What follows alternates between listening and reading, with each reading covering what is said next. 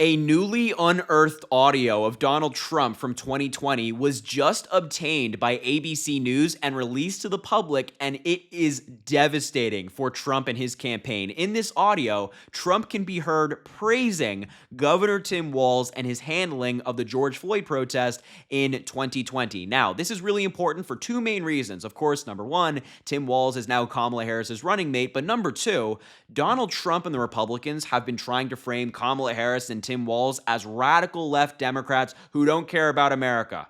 But now we have an audio where Trump is calling Tim Walz a terrific guy and praising his leadership. So we're going to take a listen to this audio. We'll talk about it a little bit, but man, is this damning. Take a look. I know Governor Walz is on the phone, and we spoke, and I fully agree with the way he handled it the last couple of days. I asked him to do that, and the whole world was laughing. 3 days later, I spoke to the governor. The governor's, I think, on the call, and he's an excellent guy. You've got a big National Guard out there that's ready to come in and fight like hell. I tell you, what they did in Minneapolis was incredible. They went in and dominated, and it happened immediately. Tim is on the phone now, Tim Walz. Again, I was very happy with the last couple of days, Tim. You called up big numbers, and the big numbers knocked them out so fast it was like bowling pins. Our city is grieving and in pain. And I would just say, as far as the potential, the peaceful protesters who are expressing an outrage that is real. They witnessed 8 minutes of a man dying in front of them. Well, at that point in time, I did something unprecedented. I mobilized the entire Minnesota National Guard.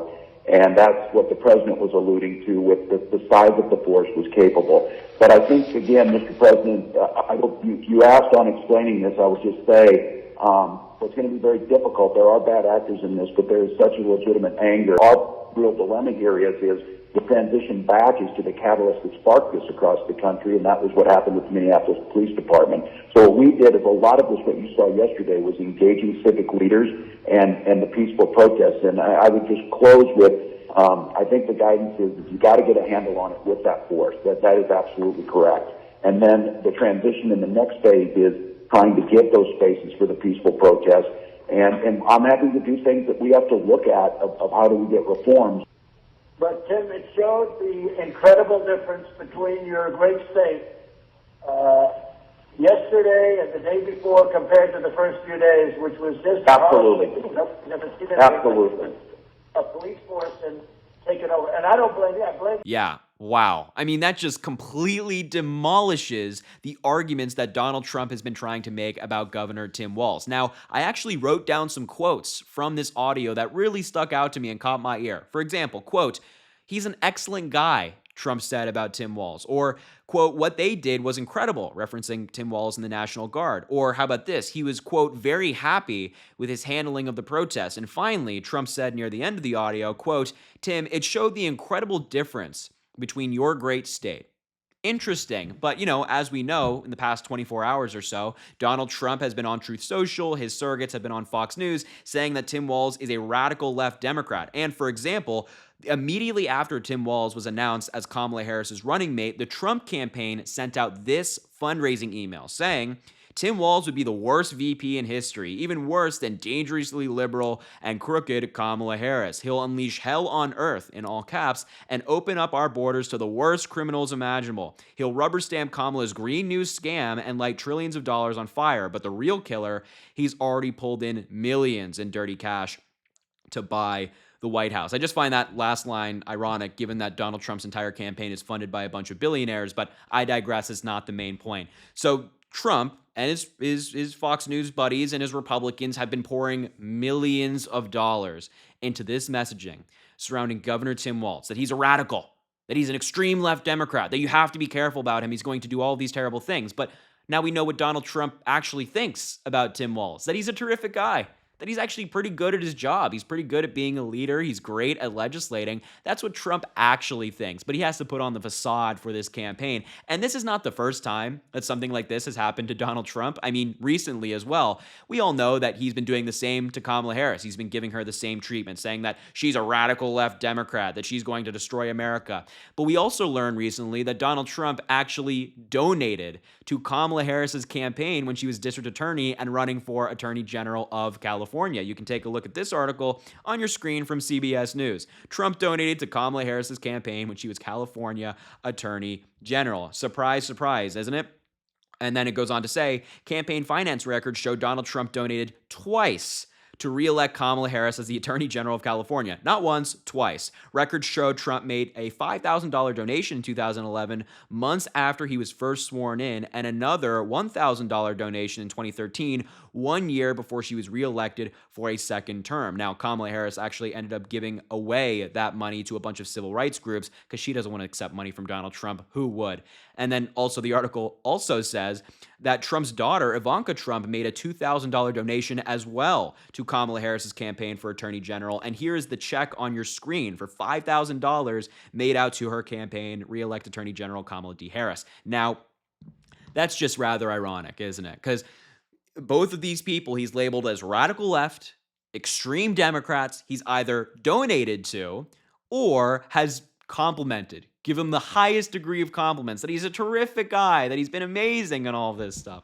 It's just, the arguments from the Trump campaign are really collapsing. And that's all they have, right? Any Democrat, whether it be Tim Walz or Kamala Harris, Joe Biden, whoever it might be, they label as radical left. They say, they wanted to feed hungry children. That's radical left. Oh, they want to lower healthcare costs. That's radical left. No, it's not. It's common sense. It pulls well with the American people. These are things that would help the people. But Donald Trump and the Republicans want to falsely label it as radical left while simultaneously, privately, and publicly acknowledging how great these people are and how they're actually pretty amazing public servants.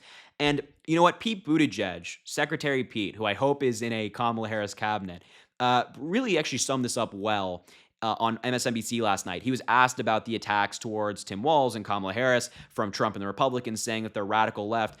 And he just perfectly summarized it. So I thought you should see that clip as well. Take a look. That's going to be the same response you'll see here.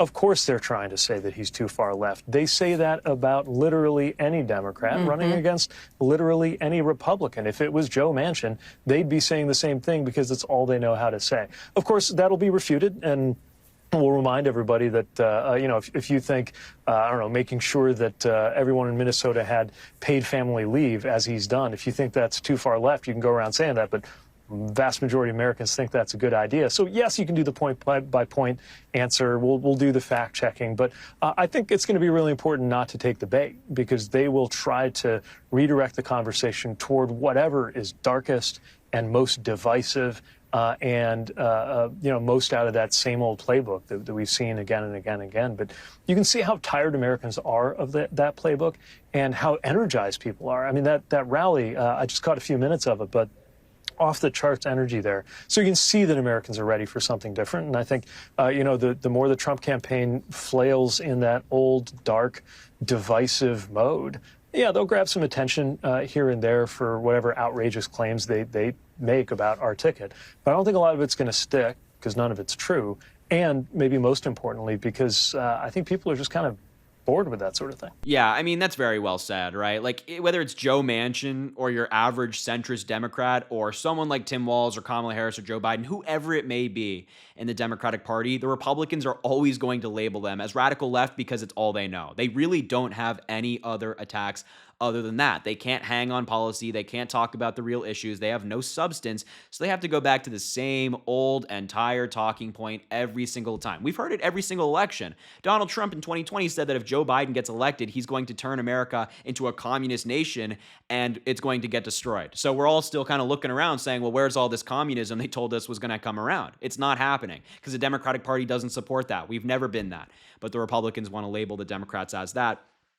And really shamefully, it's all they have. I mean, it really is all they have. But as Pete Buttigieg said as well, the American people are tired of it. We're just sick of this. Like, they can't hang on policy. They can't talk about substance. They have to do stuff like this. We're sick of it. I'm tired of it. You are tired of it. We're all tired of it. So anyway, we are watching the collapse of the Trump campaign in real time, like right before our eyes. It's just all coming crumbling down, and I'm really enjoying it, and I think you are too. It's been a pretty great past couple of weeks. We got to keep working, keep our foot on the gas, and keep moving forward, and make sure that we get out there and vote and convince every single person we know to vote for Kamala Harris. But we're off to a pretty good start. Let's keep the momentum going, shall we? All right, everybody. Anyway, just wanted to show you this audio completely contradicting Trump's arguments and his campaign's arguments. It's such a beautiful thing. So make sure to subscribe down below. We're getting really close to 100,000 subscribers, which is just so crazy and mind-blowing. I really appreciate it. Of course, also drop a like on the video and comment. Let me know what you think about all this. And as I always say, I greatly appreciate you, and I hope you have an amazing rest of your day.